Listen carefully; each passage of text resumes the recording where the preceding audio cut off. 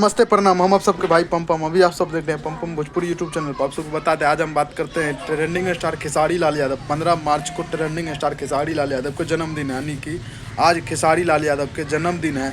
उस पर जो है बहुत सारा सुपरस्टार भोजपुरी का, जैसे टुनटुन यादव हो गया, संजय यदुवंशी हो गया, मसूरिया मेल यादव हो गया, ये सब जो है अपना बधाई मतलब कि दे रहा है अपने गाने के माध्यम से।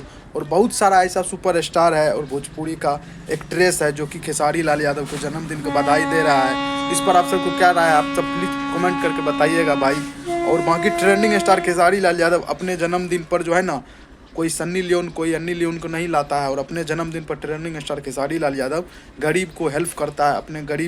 अपने पैसा से गरीब आदमी को कुछ हेल्प जो होता है, मतलब साइकिल हो गया, नंगर लूल्हा आदमी को जो होता है, अपने पैसा से ट्रेंडिंग स्टार खेसारी लाल यादव गरीब आदमी को हेल्प करता है। तो ट्रेंडिंग स्टार खेसारी लाल यादव हर वक्त हर समय गरीब के लिए मदद करता है। तो ये है ट्रेंडिंग स्टार खेसारी लाल यादव का। यदि फैंस है तो इस वीडियो को लाइक कर लीजिए, चैनल सब्सक्राइब कर लीजिए। धन्यवाद।